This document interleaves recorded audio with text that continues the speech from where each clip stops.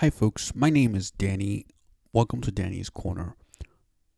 On my last video, I had mentioned how Trump was found to be the worst president of the United States thus far. And I wanted to make a second part to that video because this leads into what I call American symbolism, and how we here in the United States are so quick to defend someone or something when we may not know what we're talking about or that person at all. So let me give you an example. Um, we may defend ourselves from attacks when somebody attacks us for wrong or right reasons. We can defend ourselves, no problem, and that's fine. We can also do that with our family. When somebody hurts our families in more than one way, we can do that with friends that we're close to, right? Because we have a bond with them established through many years. But my thing is, what bond do you have with an individual such as a president of the United States? You don't know this person. You think that you do because maybe you have attended rallies, maybe you have heard all of their speeches, maybe you agree with 80 to 90% of the things that they say, but you don't know that person. And just because you have seen that person, just because you have shook that person's hand, doesn't mean that you know that person. And one of the things that to me is really interesting in the United States, at least, we tend to idealize individuals so much where we, as I said before in my previous video, we put them on a pedestal, and these individuals don't belong there. They're human. They make mistakes, no matter how you want to look at this. And you know what I like comparing this to? I like comparing this to a couple who is dating. And so when somebody's dating and they're begin to they're begin to feelings are involved, right? You start feeling something for the other person. There comes a period within that courtship, within that dating uh, stage, where you can't wait to see the other person. You can't wait to talk to the other person. You can't wait for the next date. You can't wait to, you know, have deep conversations or superficial conversations or whatever the case is. You just want to be around that person. And at the beginning, everything seems so good, so refreshing, so eye opening, so, I don't know. You have butterflies in your stomach. You want to do everything for the other person. You want to get lost with that person. There's a bunch of chemicals and hormones all going crazy, and you don't even know what's happening. And when somebody comes up to you and says, "Hey, I want to talk to you about so and so, and some of the things that this person has been doing or whatnot," there seems to be some sort of rejection from one of you. "Oh, you know what? I'm not going to listen to you. This person has been nothing but kind to me, and I don't have to listen to you because of this or because of that."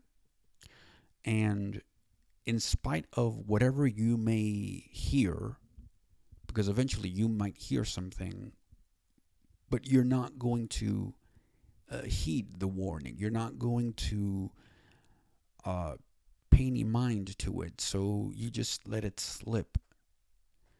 And as time goes by, that individual that you are so fond of or supposedly fond of may start showing you certain traits, certain things about him or her, and you excuse them as, oh, that's just because he was drunk. Oh, that's just because he was upset. Or you may start blaming yourself for some of the behavior that this individual displays. Oh, he did that because I was bothering him too much, or he only hits me when he's drunk, or he only hits me, or she only hits me when I say something and it was wrong for me to say that. So you start blaming yourself for that. And so you start seeing these patterns when you're on the outside, as an individual that has nothing to do with, the situation on hand. And I believe that this is what's happening with not only Trump, but with a lot of the politicians, regardless of what party they're from. In this case, it happens to be a lot about Trump, where I get this feeling that when I hear most MAGA supporters, they say things like, not in words, but in their actions, in the way that they express themselves, Trump can't do anything wrong. Trump is treated like a god. He's the only one that can save America.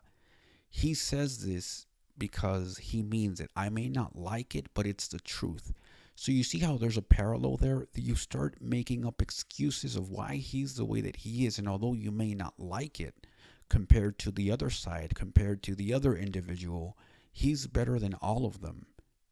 And so, when you start seeing that same behavior that Trump displays, let's say, with other politicians, regardless of who they may be, Bill Clinton or George W. Bush or whatever that may be, you start saying, well, look at that individual. He's this, or he's that, or he's that, or he's that. So you start at that point, without you realizing, you start idolizing that person, in this case, Donald Trump. Now, this can go both ways. I believe Democrats do the same thing as Republicans do. They idolize these people, and they don't even know them. You do not spend your whole day with them. These are celebrities in a way, because people want to take pictures with them. People are excited. People are ecstatic when it comes to, just change the word rally for concert. It's exactly the same thing, with the only difference that these people can't sing. But they sure put on a show. And what a good show they put on. Because it riles them up, right? A singer inspires you, or gets you to sing, to clap, to get up from your seat and dance, to perhaps write yourself, to become a singer, to do something. Just like a politician does, just like somebody else does. They inspire you to do something. They get you to do something. And you idolize that person once you start following that individual. And so you start being like him, you start thinking like him, you start talking like him, and you start believing that. And if this is a healthy relationship, that can be a good thing. But it can also be a bad thing when this is not done the right way. And so where I'm going with all of this is, let's take one example out of many. So many people were protesting about the NFL, right? How dare did those players kneel when the national anthem was playing? This was several years ago. Okay, point taken. However, a lot of before I go on to the next point, a lot of people stopped watching the NFL because of that, right? And a lot of people started protesting. How dare they play uh, "Lift Up Our Voice and Sing" instead of the national anthem? And that went on for quite some time. And so,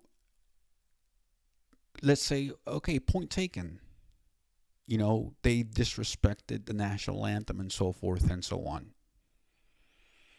But how come there wasn't a huge uproar when, these cases of, what is it called? Uh, Sorry about that. Traumatic, um, brain injury, or what is it called? Chronic traumatic encephalopathy, CTE. When this was a thing, and it was widely known that it was caused by contact sports, such as the NFL, even with soccer, rugby, wrestling, boxing, this was not an issue. People still enjoyed the sport and paid no mind to what was going on. These people did not care about the people that were going through this, because not even the people that were suffering these blows to the head knew what was going on. But there were some obvious behavior changes, and everybody was enjoying themselves as if nothing was happening. But if you disrespect something as simple as a national anthem, oh, now we're going to make a big stink out of it. Forget the NFL. When there are worse things that you could have said, I'm going to turn off the NFL until it doesn't fix this. But instead of the bigger thing, instead of the most important thing to focus on when it comes to, let's say, I don't know, in your case, getting rid of the NFL forever, you pick something as a national anthem. Somebody disrespected the national anthem, and that's why you're going to boycott the NFL. But, if the NFL continues to, promote violence, so to speak, and no matter how many people get injured, it's fine, I'm still going to watch it. To me, that doesn't make any sense. The same thing with guns. Guns have killed so many people for quite some time, and it's due to a lot of things. Not necessarily because of mental illness, although it can contribute to gun violence, but not necessarily. One thing doesn't lead to the other. And this shows how fragile we are. But that's not the topic right now. And so, again, we come to this thing. It's like, you don't understand that we have a lot more gun violence, more than ever, although supposedly guns are supposed to protect us. So how come they're not? How come we're seeing more violence?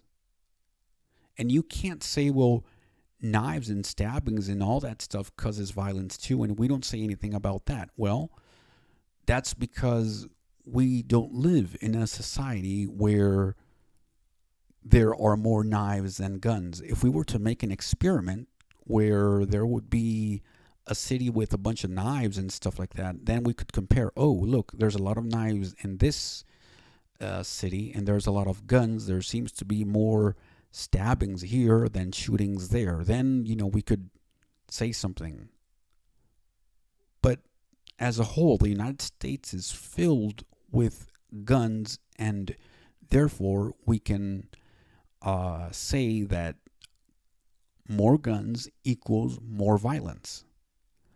But yet people are pro-guns just because they want to keep their Second Amendment, because they're protecting themselves from who knows what. I say there's paranoia going on, but that's just me. And the same thing with other institutions. For example, when you elevate something like the police department. Oh, the police department can't do anything wrong and they're supposed to protect America and stuff like that. Yeah, sure they are. That's what their role is. But that doesn't mean that it's going to be always the same way. They also make mistakes. And this is what people don't talk about. As soon as the police department or one of their officers make a mistake, and if they're in the wrongdoing, oh, it must have been the person who resisted arrest, or it must be the person that the person should have followed this, the person should have followed that. And so there's no accountability. You always have to place blame on somebody else rather than the institution, because it's easy that way. Because you want to keep these institutions and or individuals on a pedestal where they can't do anything wrong. Because in this society, weakness is a bad thing. Showing vulnerability is a bad thing. Showing your feelings is a bad thing. And, being aggressive, being a fighter, being this person that doesn't take anything from no one. No wonder why we're stressed. And so what we confuse, we confuse this with affection. We confuse this with love when it's not. And I believe that true love really examines people.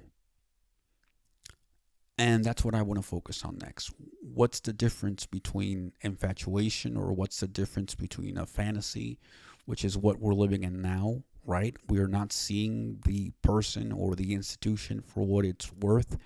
We're seeing it as some sort of idealistic thing, what it should be. And we're blind to any mistake that it can make.